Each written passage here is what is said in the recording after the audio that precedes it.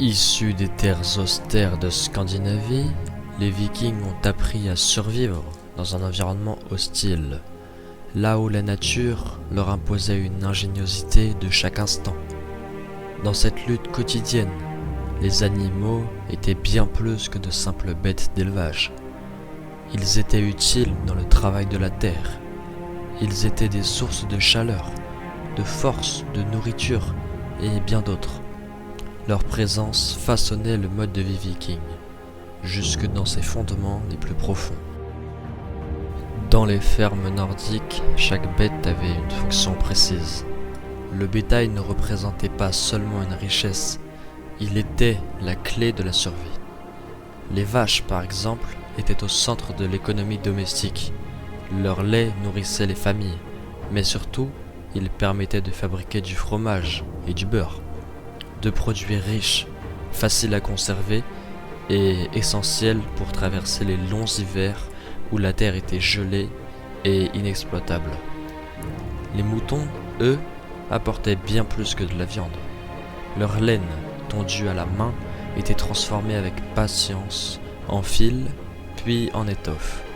Ces vêtements chauds, souvent conçus à la lueur des flammes dans des maisons construites en bois, car abondant en Scandinavie, protégeaient les hommes contre le froid mordant des vents du nord. Un pull en laine devenait alors un véritable rempart contre la mort. Sans cette laine provenant des moutons, les Vikings n'auraient probablement pas résisté au froid glacial de leur région. Les porcs avaient un autre avantage crucial. Ils pouvaient être élevés en semi-liberté, se nourrissant de restes et de ce que la forêt offrait, comme les glands par exemple. Peu exigeants et prolifiques, ils étaient la principale réserve de viande pour de nombreuses familles. On salait ou fumait leur chair pour en faire des provisions durables tout au long de l'année. Le cochon nourrissait le foyer, même quand tout le reste manquait.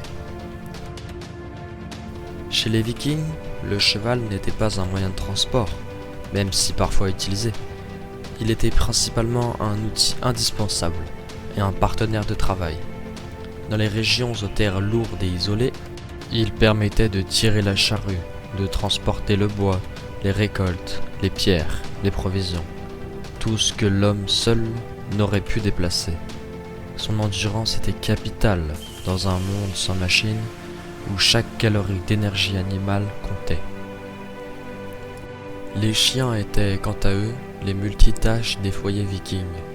Élevés pour leur robustesse et leur intelligence, ils accompagnaient les hommes à la chasse, gardaient les troupeaux dans les pâturages ouverts, alertaient du danger et veillaient sur les enfants comme de véritables membres de la famille. Chez les Vikings, on pense que le lien entre l'homme et le chien était extrêmement fort, profond et parfois même éternel. On retrouve leurs squelettes dans certaines tombes, couchés près de leur maître, comme s'ils avaient continué à veiller même au-delà de la vie. Les Vikings avaient des liens beaucoup plus forts avec les chiens. C'étaient leurs compagnons de leur naissance jusqu'à leur mort. La chasse était plus qu'un sport ou un loisir comme de nos jours. C'était une nécessité et une démonstration de savoir-faire. Elle permettait d'obtenir de la viande lorsque le bétail devait être épargné. Le cerf, l'élan, le lièvre ou le sanglier étaient traqués avec méthode. Rien n'était perdu.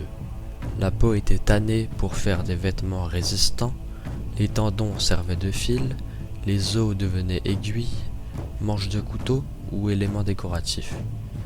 Mais la chasse, surtout celle des grands prédateurs comme l'ours ou le loup, allait bien au-delà du simple fait de permettre aux siens de se nourrir. Elle était un rite de passage, un test de bravoure. Tuer un ours demandait du courage, de la technique et un sang-froid extrême. Imaginez-vous 5 secondes devoir tuer un ours de vos propres mains. En seriez-vous capable ?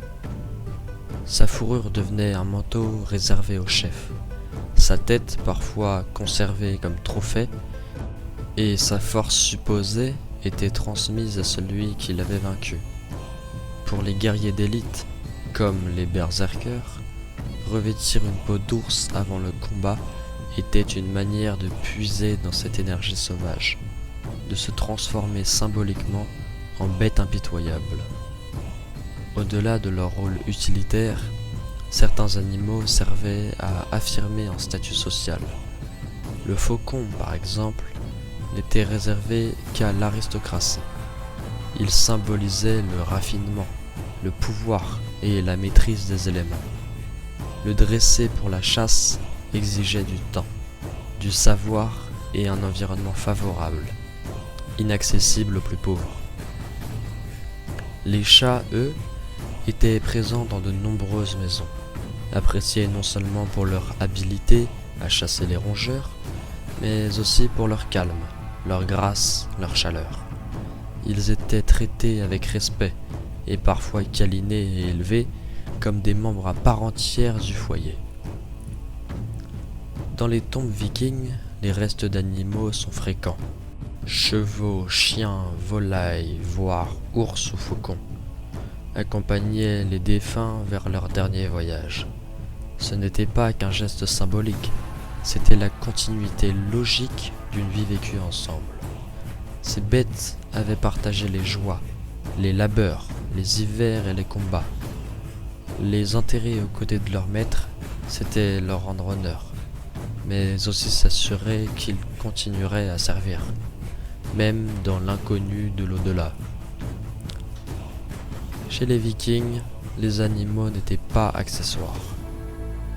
Ils étaient le cœur battant d'une société résiliente, adaptée à un monde rude, mais riche de ressources naturelles. Ils permettaient de cultiver, de survivre, de vêtir, de se déplacer, de chasser, de protéger et même de transformer des valeurs. Chaque espèce, chaque individu avait une utilité claire, une place dans l'équilibre du foyer, comme dans l'organisation du territoire. Cette relation homme-animal, fondée sur la complémentarité et le respect, a permis aux Scandinaves de bâtir une civilisation capable de s'étendre bien au-delà de ses frontières naturelles.